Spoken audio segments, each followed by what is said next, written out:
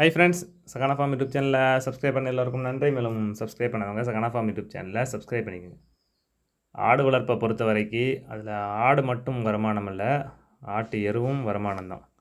ஏன்னு பார்த்துக்கிட்டிங்கன்னா, நம்மகிட்ட கிட்டத்தட்ட ஒரு 40+ ஆடுகள் குட்டி எல்லாமே இருக்கிறதுனால நம்ம வந்து பார்த்துக்கிட்டிங்கன்னா ஆட்டு எரு வந்து ஒவ்வொரு மாதமும் நம்ம அப்பப்போ கலெக்ட் பண்ணி நம்ம தோட்டத்துக்கு பயன்படுத்திக்கிடுவோம். நம்ம இதுவரைக்கும் ஆட்டு எருவை வந்து விற்பனை பண்ணது கிடையாது. நம்மளுடைய விவசாய தேவைக்கு நம்முடைய ஆட்டு எருவே போதுமான அளவுக்கு இருக்குது. நம்ம மாட்டு எருவை தேவைப்படும் பட்சத்தில் தான் நம்ம அதை வந்து விவசாய தேவைக்கு பயன்படுத்துவோம். மற்றபடி மாட்டு எருவை வந்து கம்ப்ளீட்டாக நம்ம வெளியே விற்பனை பண்ணிடுவோம். ஆனால் ஆட்டு எருவை வந்து பார்த்துக்கிட்டிங்கன்னா நம்ம தோட்டத்தில் உள்ள தென்னை, எலுமிச்சை, அதுபோக மற்ற எல்லா பயன்பாட்டுக்குமே நம்ம வந்து முழுக்க ஆட்டு எருவை தான் பயன்படுத்துகிறோம். இதற்கு முன்னால் வந்து பார்த்துக்கிட்டிங்கன்னா 2 மாதத்துக்கு ஒரு முறை நம்ம வந்து ஆட்டு எருவை அள்ளிக்கிட்டு இருந்தோம்.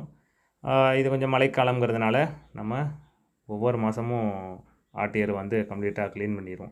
இந்த செட்டு வந்து பார்த்திங்கன்னா இப்போ க்ளீன் பண்ணி 2 நாள் தான் ஆகுது.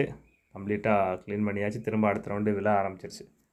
இதற்கு அப்புறம் வந்து உள்ள செட்டு வந்து தற்சமயம் க்ளீன் பண்ணாமல் இருந்தனால நம்ம நேத்தான் லேபர் வச்சு க்ளீன் பண்ணி எல்லாத்தையும் கலெக்ட் பண்ணி வச்சுருக்குறோம். நம்ம விவசாய தேவைக்கு போதுமான அளவுக்கு இருக்குது. எப்படி பார்த்தாலும் நமக்கு வருடத்திற்கு ஒரு 30,000 ஒரு 40,000 அளவுக்கு பயன்படுது.